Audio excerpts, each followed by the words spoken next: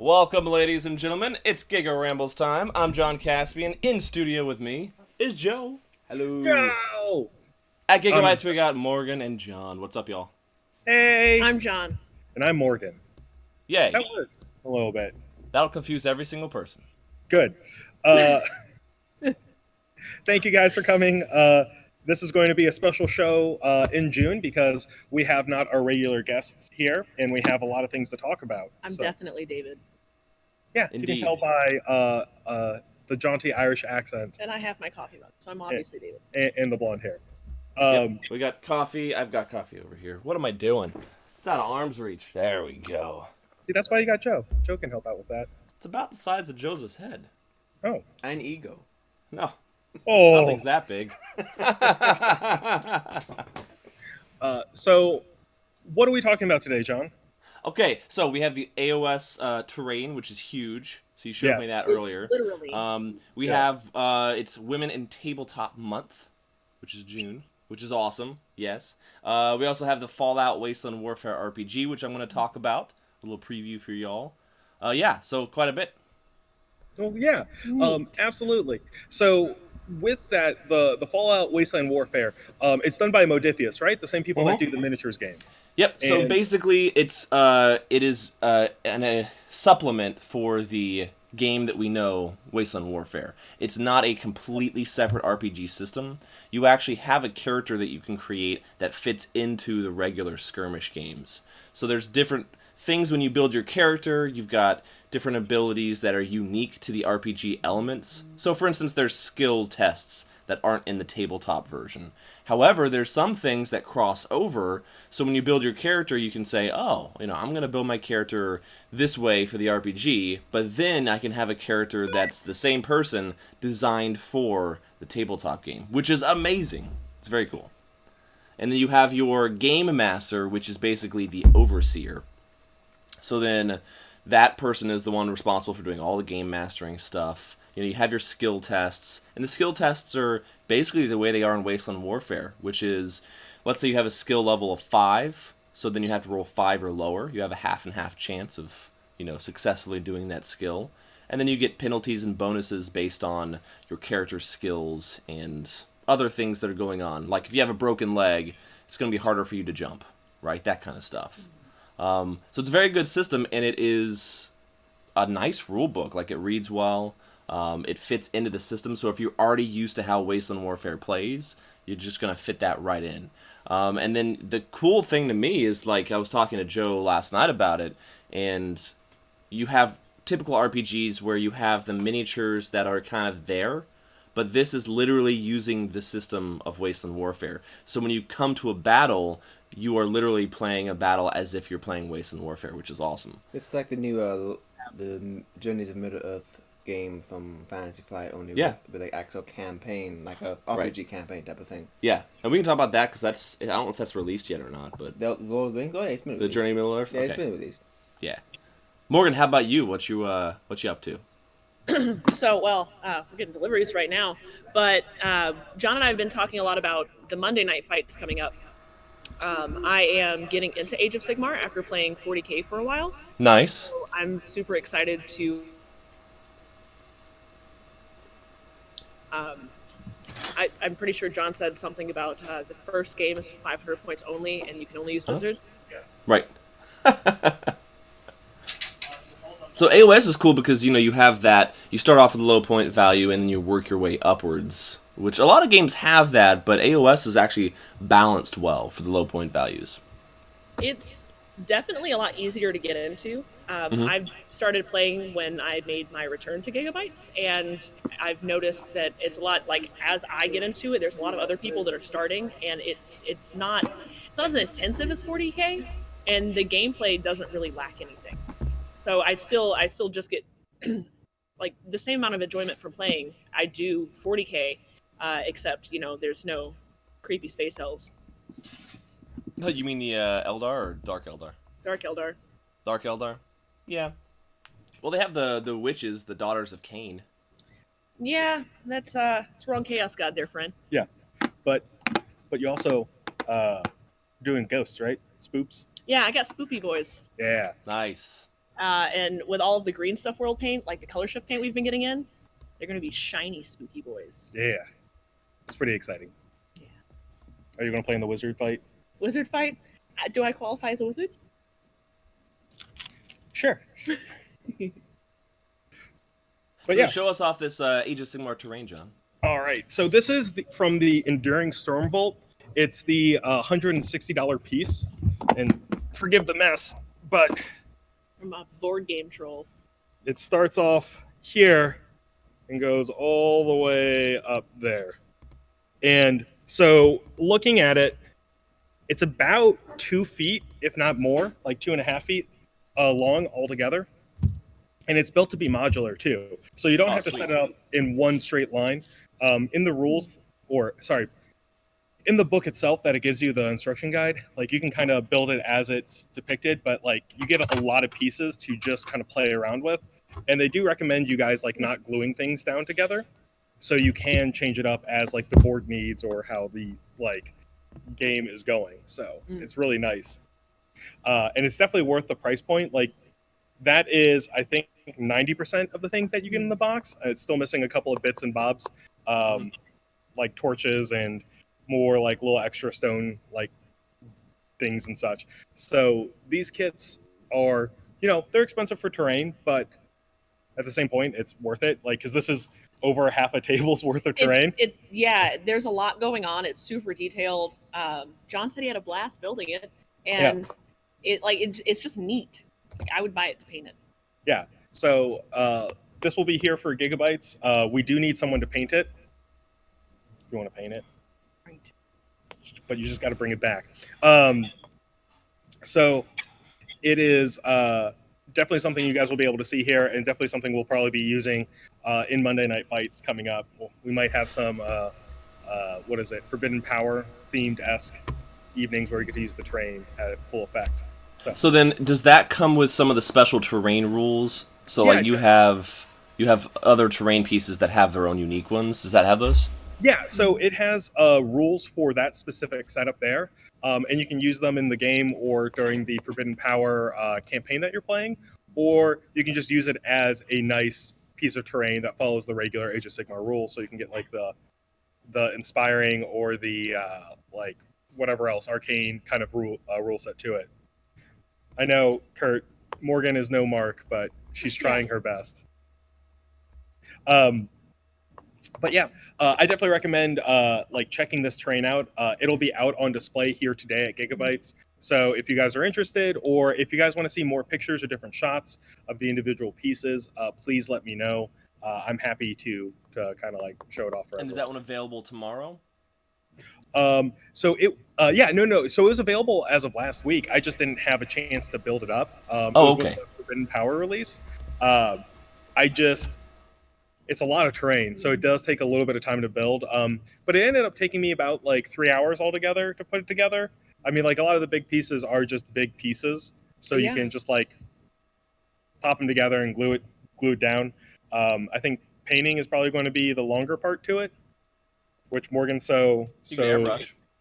Yeah, that's true. Airbrushing would take care of a lot of it. But also like the army painter sprays, if you use the like stone color or the sand, I think that can take down a lot of the time that you're using to paint this thing, especially since like a lot of it is sandstone to begin with, at least in the book set. Doing sand and then some like washes and maybe some dry brushes could take probably like 80% of the total time, but then you have to come in and do like the little metal bobs and bits, and then if you wanted to do any detail, like I've seen some people do like an obsidian stone for like some of the griffin, like or the grip hounds, and some of the pillar stuff. So yeah, airbrush and dry brush would definitely take take a huge impact off of that. Yeah, it's a lot, but it's really cool.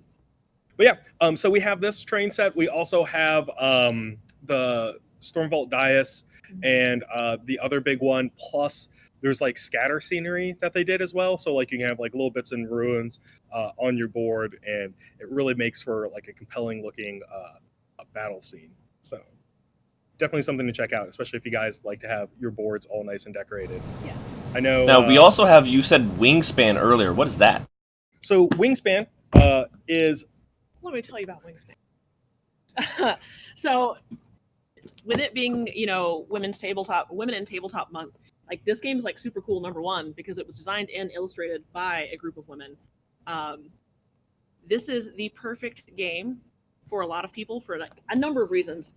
One, the artwork's amazing. It's got like the gameplay behind it's super awesome, but also birds. Yeah. So All the birds. Me and Morgan both know a couple people that are really into birds.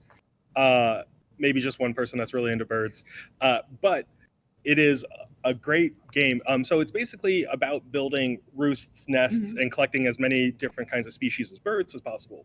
Not only is it a gorgeously illustrated game, but it's also like accurate. The birds are true to their real life counterparts. It kind of teaches you a little bit about their migratory patterns and a little bit about the birds in there itself, which, if I can learn something from a game, then I really enjoy that. Yeah. I know a lot of other people do. And also, on top of everything, Wingspan has been one of the highest rated games that has come out probably in 2019. And it's also one of the more difficult ones to get. And we just got a small shipment in that we'll have available until it runs out. I think we have like 4 copies left, including this. So how does the gameplay work? So you're going to start out with some grain, some bread. You want to attract your birds.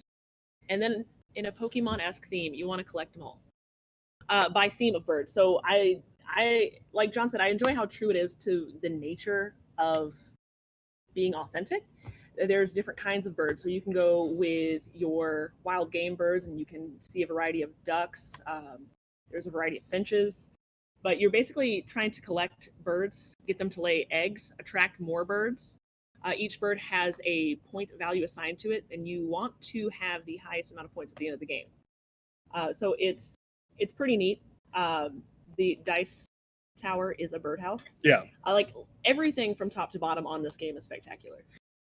So basically it's a resource management game. So like depending on the resources that you collect and gather, it'll attract different kinds of birds. And so you have to determine how to get the most birds of a particular type to get the most points.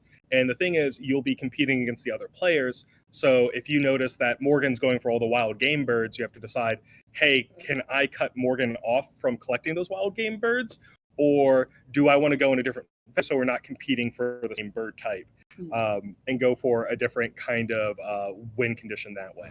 Now, is this someone like me who knows next to nothing about birds, except I like cardinals and blue jays? Blue jays? Is that it? Yes. Yeah, I don't know birds very well. So then if I don't know birds very well, is it still pretty easy to play? Yeah, Oh, absolutely. Yeah, everything's spelled out for you. It's just basically, this game's great because it's going to trick you into learning. You don't have to know anything about birds coming into it, but you will learn at least tertiary knowledge each time you play. Like, through osmosis, the teacher said you'll never learn anything through osmosis. They lied. At least they lied to me.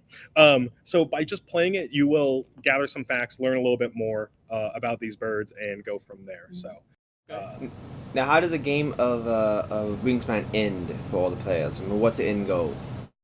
to get the birds. It's a 4-turn game, so you'll collect the amount of points by the end of turn 4.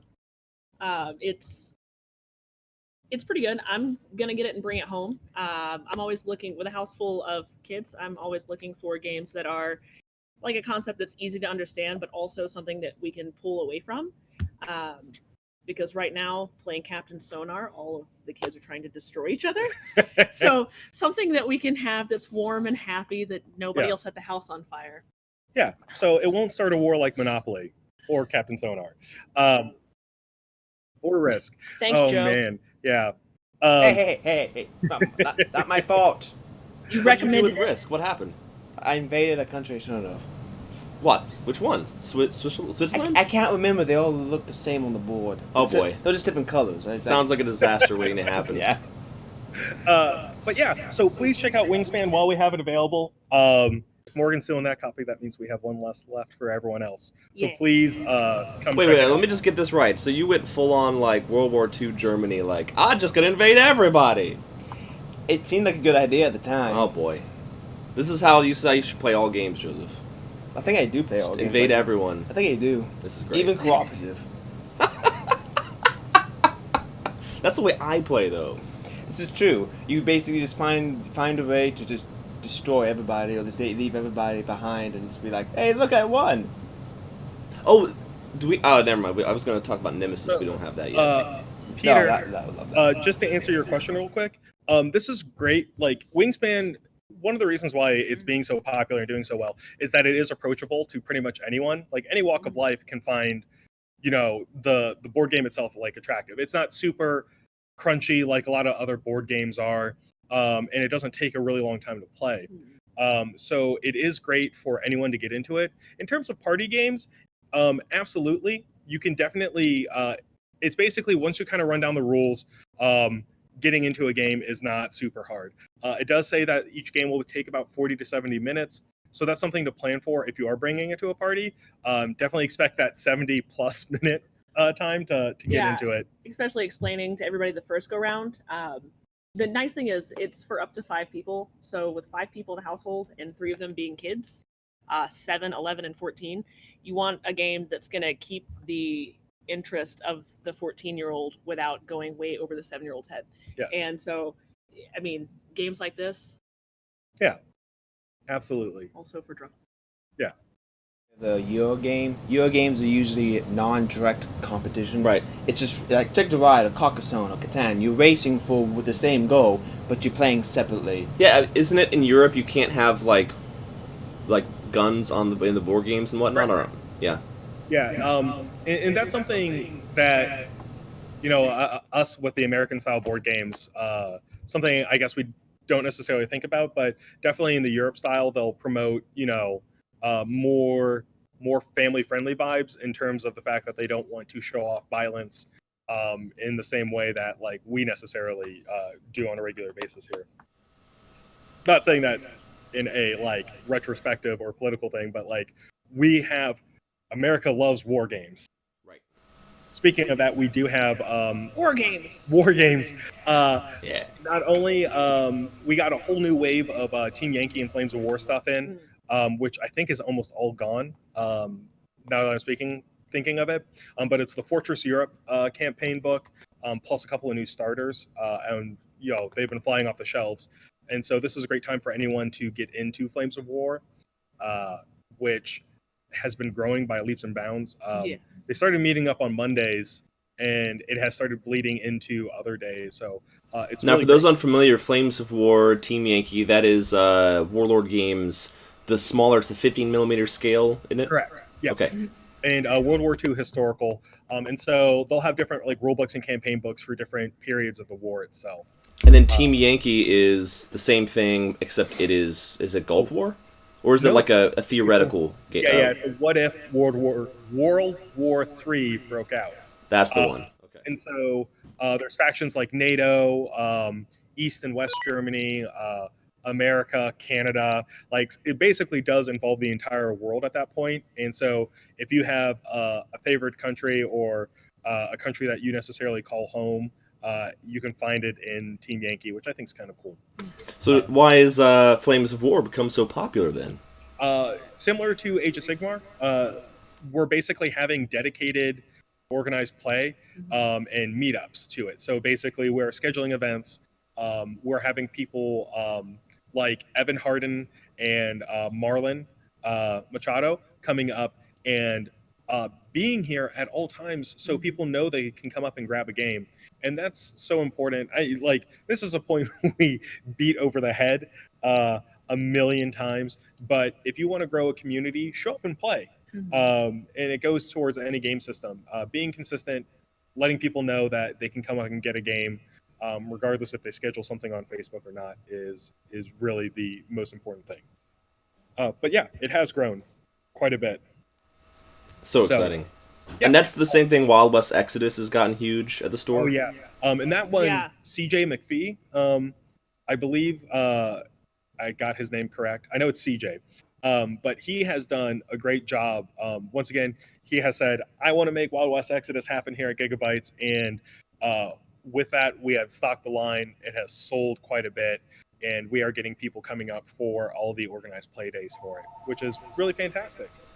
And like so many games, the system is really. A lot of games have this issue where they're really actually pretty simple to learn and get into, but the way they explain it, because it's on a piece of paper, when you read it, sometimes it's difficult. So a new player sometimes gets overwhelmed with a 50, 60-page rule book, when really the actual core rules are pretty simple. So the reason why we have our demo days is for you to learn the game very quickly and easily, and have it explained to you by someone you can interact with, rather than the rule book, which you have to kind of decipher sometimes. Yeah. So we really encourage anyone that if you are interested in a game at all, the artwork looks cool or the universe seems interesting, check out one of our demo days, which is in our events section of the Facebook page, and then come to one of those and try it out. Because guaranteed, I didn't really know how Wild West Exodus played, and then once CJ showed me, I was like hooked. I was like, okay, I'm definitely getting this. Yeah, and I mean, like, that goes, I mean, I'm the same way. I definitely need to be shown how to play something. Like, I can read a rule book until I'm blue in the face, but I won't grasp a lot of the concepts or won't see the bigger picture until I see it played on the tabletop. And I remember back in the day, like, when me and my friends got started, we would just be like, all right, cool, we think we got the rules, and we'd, like, constantly throw against each other. And then we'd start realizing we got a rule wrong or we didn't get a rule in there, and we slowly build on it over time. Well, I'm older, I'm more impatient now than I was back then when I want to get into a game. So I need someone to mama bird me through a game pretty much now. That's the one. A good example would be Wrath and Glory, which we do on every other Sunday, so this coming Sunday as well. The fundamental system is really easy. You roll a bunch of D6s, and then after that, you start adding the more complication stuff, like you have to reload weapons and all this other things. Yeah. And so it's nice. It's been great to have you there to be our Sherpa through it, our game master. Sherpa. I got the core concepts of, like, okay, this is how I roll the dice. I did it. And you're like, well, there's more to it than that. There's different roles and more nuanced things to it, which is absolutely fantastic. Well, what I loved about you, so for those of you who didn't watch our previous one a couple Sundays ago, you are trying to interrogate this guy who was ordering a bunch of people around. He was basically, I guess, what is it, the shift leader? Shift Foreman? Manager? Kind of like, I guess you, John. He's the equivalent of you, but at a dock. General manager of dock. There you go. And then you went in and you were like, all right, I'm going to talk to you. But you were, like, running at him. Listen, my character's aggressive. He's very forward thinking. He's a blunt instrument. And forward thinking. That's the word for it. Yeah, right.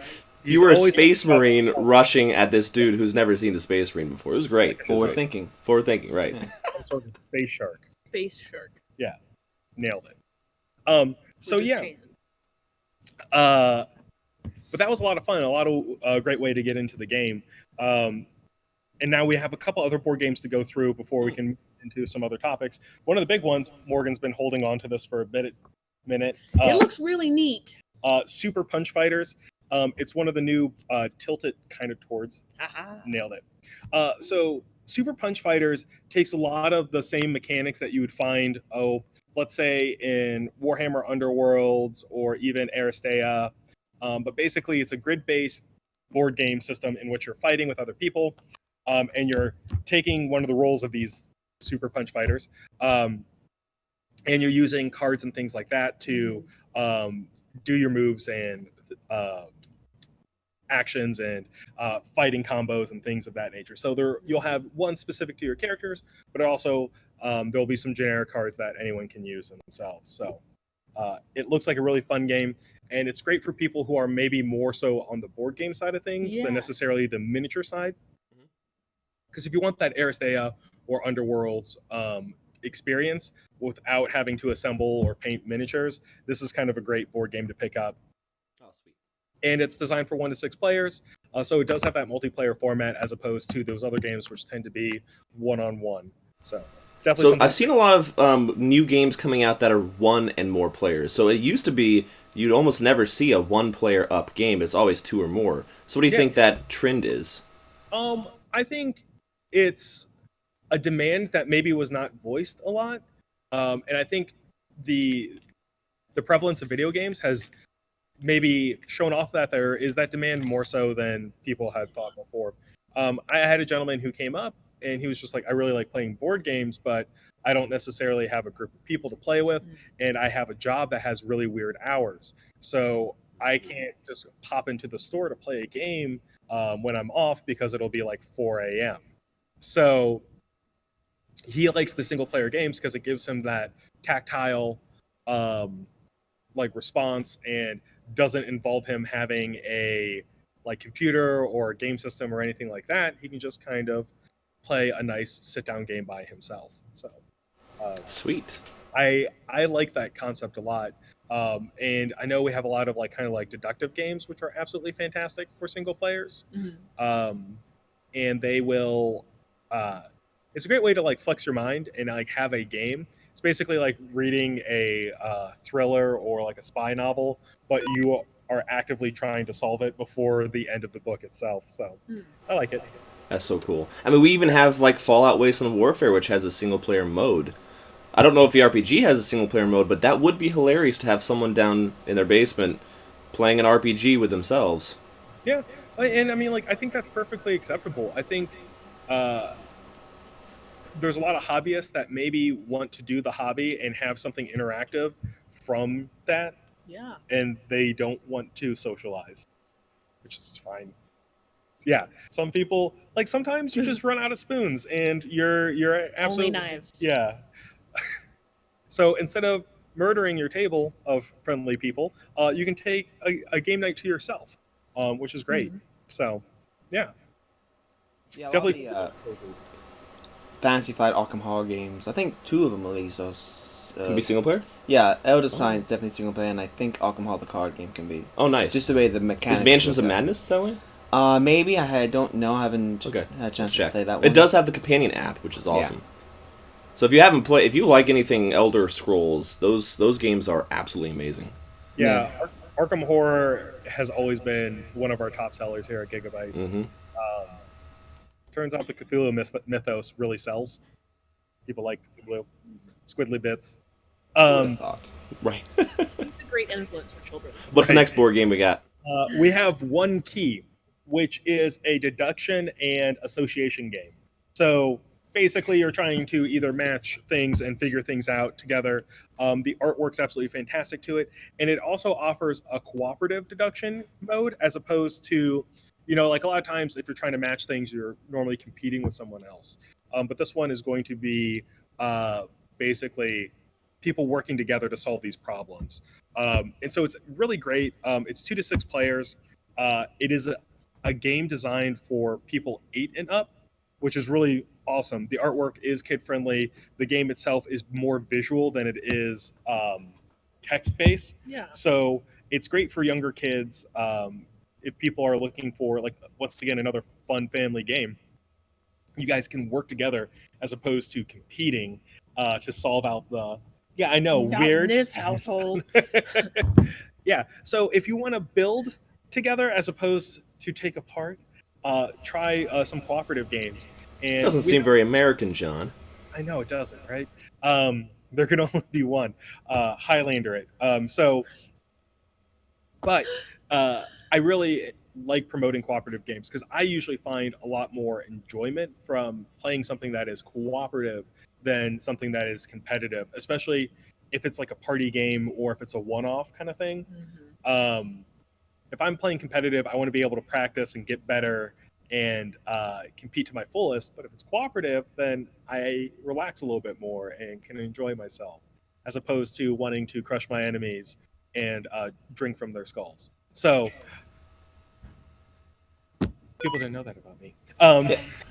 Say, did we just like channel each other there? Maybe. But anyways, so One Key is that cooperative game that you guys can enjoy together.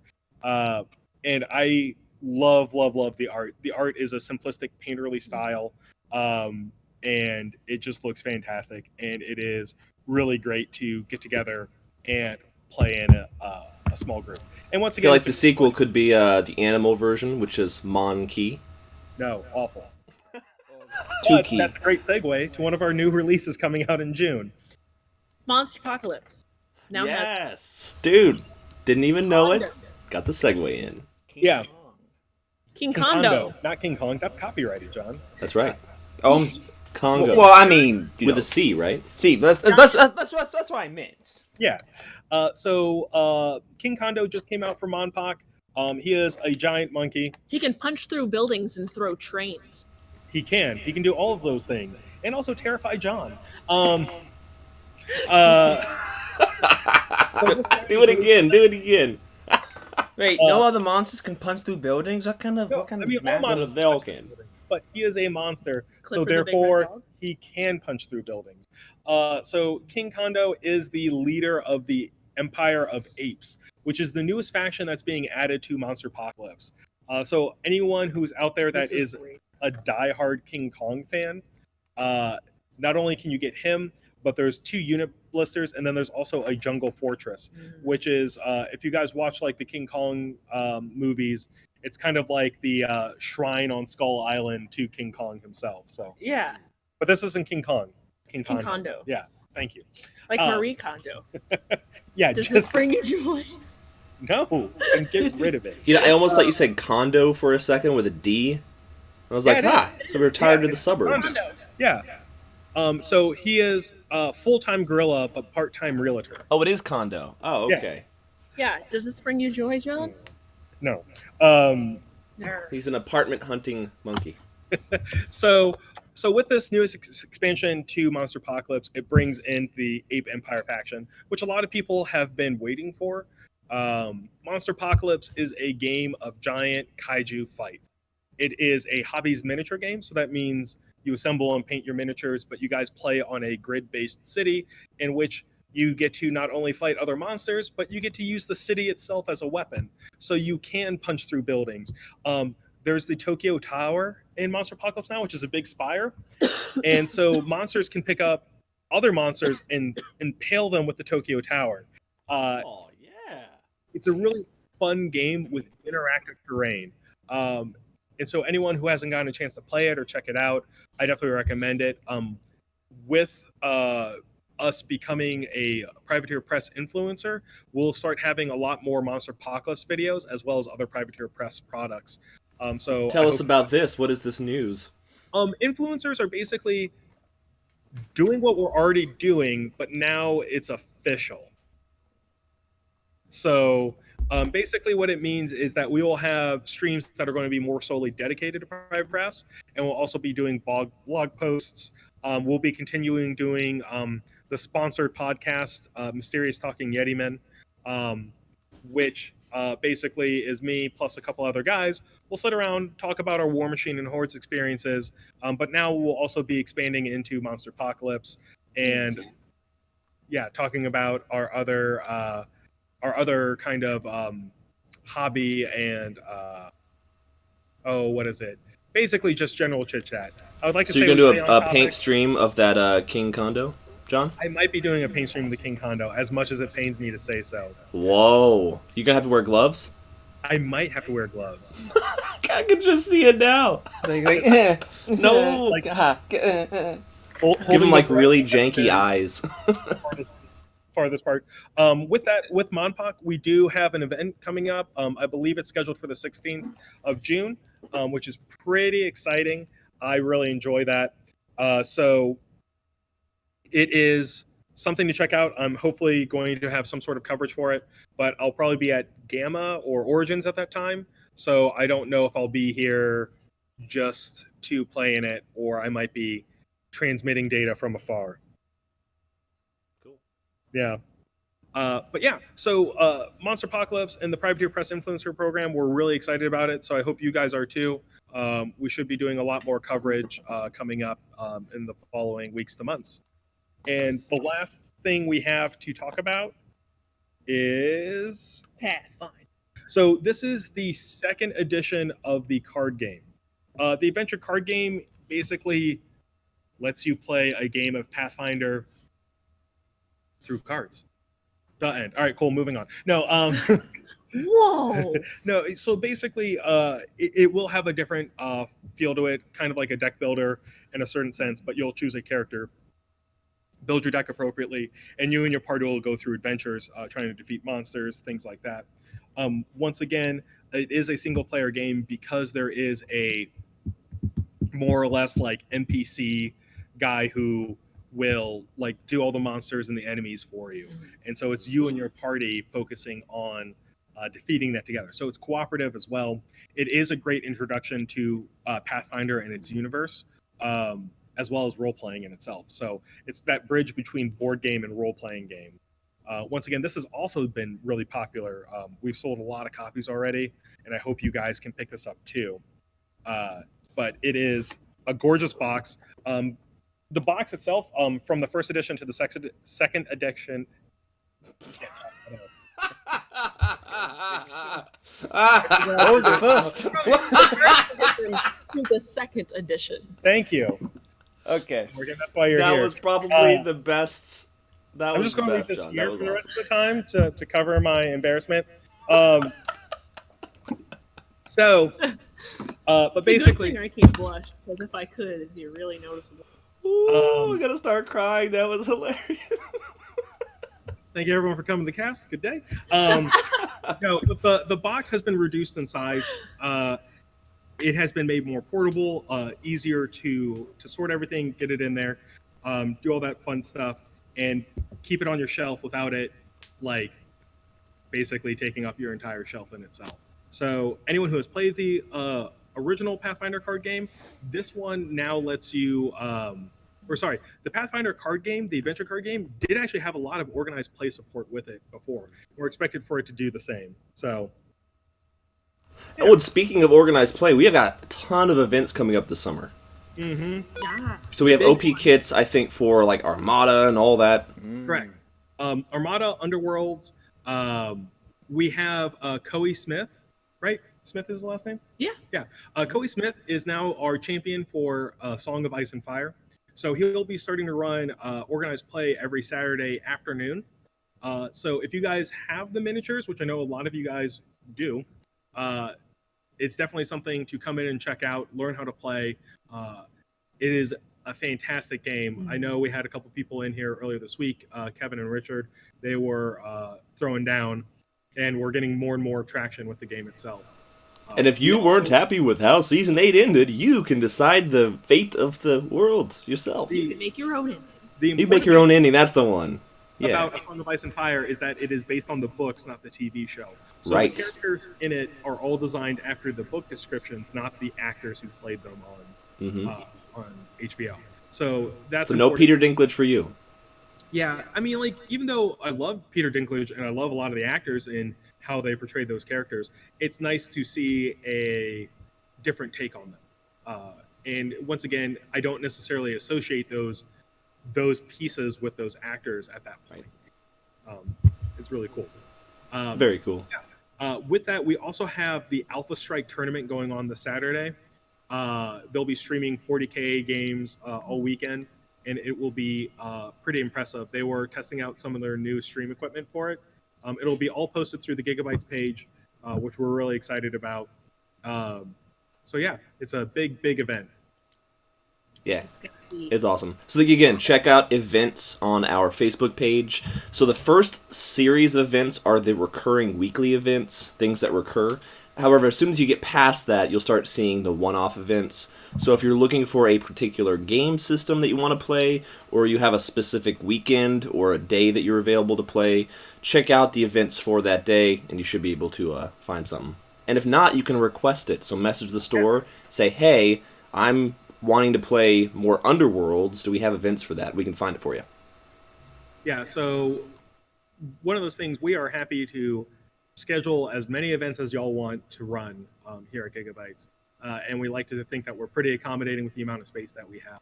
So if you guys are interested in any game system, please feel free to go to our website, or you can call the store and ask how to get started in running events in itself. And don't forget this Sunday with Tim Korkleski, who is the author of Ragnarok, which we have a bunch of copies of. You need to get that game. It is super fun. It's very simple. It uses a 2d6 system, and I think 1d8 for a couple of other special things. And you got your Viking warbands, which are facing off against each other. And I have all the Loki powers, of course, because Loki is awesome like that. Yes, because I'm a low-key kind of guy. Yeah. you're also a Get it? troll and mischief. Exactly. I'm Yeah. mischievous. Mm-hmm. Yeah, that's the one. So yeah, that's this Sunday from noon to 4. Yeah, I know Tim's in the chat right now. Oh, but great. I do say that we have Oh. people up here on Sunday. We had a really great game between Jacob and Justin on Wednesday. Excuse me, and it was amazing to see the board setup and then the gameplay in itself. So. I know Jacob's interested in running a lot of organized play here at Gigabytes for it because as much as we would love to have Tim here every day of the week, he probably lives a little too far away to be here all the time. Yeah. Can't do the hour and a half commute every day, which is weird. But we are expecting a lot of fun with Ragnarok, and if you guys come in, we have a lot of model lines in here that work fantastic for it. I'm definitely looking at Frostgrave, Warhammer, even the Reaper and WizKids RPG lines are fantastic for it. Maybe some of the Kings of War stuff? Kings of War is also Yeah. great, and also Hate. Oh, the amount- hate, yes. There's so much hate at the store. Yeah, Hate makes for really great Vikings and monsters for Ragnarok. So it's definitely something to check out. And I'm kind of excited to see some Vikings and Jotun and all sorts of other Norse things running around here at the store. It's going to be awesome. And finally, we want to talk about some of industry shakeup. So we have the Warstore closing. Yeah, so after a really long time, the Warstore has finally shut down. And with it, their distribution site, eFigures, has closed as well. And this is probably the first of a lot of things to either change how they operate or change their basically business, whether they're open or not. So with production changing, and then also a lot of other distributors getting exclusives and titles, and basically there's lots of fights over IPs in general right now. So with that, it leads to some distributors or some stores not being able to compete. And it also goes to show that you can have the lowest prices out there. You can try to undercut, but like it's really your quality of product and service that separates you from everything else. Which is why we appreciate everyone supporting us as a store. And basically, if you love something, show the support, and that will hopefully keep it around. So. Yep. Right. I mean, gosh, there was something that kind of got me yesterday. I can't really talk too much about it, but basically there's a place that's selling certain things for at cost almost online, and I'm thinking to myself, it's when you sell stuff for cheaper than it's retail, right? Consistently cheaper than it's retail. That's basically kind of doing it a deflationary thing, which in economics, deflation is basically saying what you're buying is no longer worth what it costs and whatnot. So when people liquidate their stores like Toys R Us, that has a deflationary effect. So when people are selling things for that much cheaper than the retail value, it has a bad overall effect on the whole industry. Yeah, it does. And it's usually a sign of things not being healthy. Right. Because if you have to sell it at cost, that means there's something up, is usually the way to think about it. And there's very few good arguments for like, you want to sell the core game at cost so that you can get money on the expansions, and that's not how it works. No. Not long term, anyway. Yeah, and so it's one of those things where like I do like talking about industry stuff because it is my industry. It's what we are all in and a part of, and what you guys love to come to the store for is these games that they produce or sell to us. But it's like disheartening to see like something like the Warstore go out of business, but it is always a sign to improve things or change how you practice if you see something bad going on. So yeah. It's kind of like how things like Games Workshop, right? They're the largest miniatures company. They can take a slight hit from things like recasting, but smaller companies, they can't absorb that kind of loss. right? Absolutely. So Modifius, for instance, with the Fallout stuff, is a smaller company. If they had that problem that GW has with the recasting, and people just bought the recast, like a lot of folks just want to get the recast for some reason for GW stuff. So if the folks for Modifius that bought the Fallout stuff only got the recasts, Modifius wouldn't be around. The company has to make money, so you have to support the company. Correct. And me as an artist and someone who also knows a bunch of artists, support the art. Don't buy, like, I really hate when people buy recasts, because that means basically you're taking money out of the artist's pocket. Whether you think it's that way or not, it is. You are taking something they created and stealing it. So please don't do that. Support your artists, pay them money, whether it's buying a model from Games Workshop or making sure you put a watermark on a fun photo that you found online. And for the record, we're not saying this just because we work for Gigabytes. We're saying this as players who want to see the industry successful. Yeah. And the best way for that to happen is for people to support the games and the game companies directly. So, as somebody who, I love buying minis, I love assembling minis, I love starting to paint minis. And I will, let's be honest. Yeah. But, nothing's more disheartening than getting involved in a game. The last time I worked at Gigabytes, I bought some minis for a game and I started painting them. And by the time, like, quite literally months later, by the time I had my stuff done, the community was gone. Yeah. And I had somebody the other day in the store asking about it, and they were like, oh, well, you could probably just sell it or buy it online way cheaper. And I'm like, yeah, but the problem is people selling it and buying it online aren't going to be in this zip code, maybe let alone this state. That doesn't guarantee I have people to play with. I can't build a community. And yeah, the models are really cool, but I'd really like to play some of these games. Yeah. And it's just getting people back in. Yeah. I would have thought the point of playing games is to play games. Right. To get games is to play games. Haha. Yeah. Support Tim. Buy Ragnarok from us. Tim. And